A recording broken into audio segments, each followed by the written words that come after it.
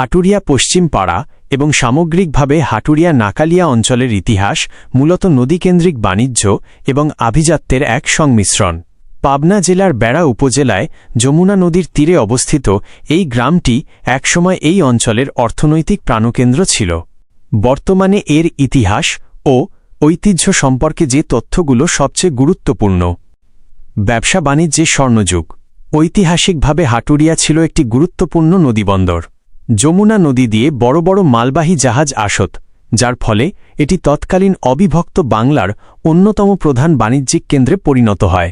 মূলত পাটের ব্যবসার জন্য এটি এতটাই বিখ্যাত ছিল যে স্থানীয়ভাবে অনেকে এই অঞ্চলকে দ্বিতীয় আদমজি বলে অভিহিত করতেন। ব্রিটিশ আমল এবং পাকিস্তান আমলের শুরুর দিকেও এখান থেকে সরাসরি কলকাতায় পণ্য পরিবহন করা হতো। আভিজাত্য ও জমিদারি ইতিহাস। হাটুরিয়া পশ্চিম পাড়ার আভিজাত্যের মূলে রয়েছে এখানকার পুরনো কিছু সম্ভ্রান্ত পরিবার। হাটুরিয়া জমিদার বাড়ি। হাটুরিয়ার জমিদারদের প্রভাব শুধুমাত্র স্থানীয়ভাবে সীমাবদ্ধ ছিল না। ঢাকায় অবস্থিত বিখ্যাত হাটুরিয়া হাউস, যা বাগ বাড়ি নামেও পরিচিত, এই অঞ্চলের জমিদারদের মাধ্যমেই তৈরি হয়েছিল। ১৯২০-এর দশকে নির্মিত সেই বাড়িটি এখনও এই গ্রামের আভিজাত্যের সাক্ষী বহন করে। শিক্ষায় অগ্রযাত্রা। এই গ্রামের মানুষ ঐতিহাসিকভাবেই অত্যন্ত সচেতন ছিলেন।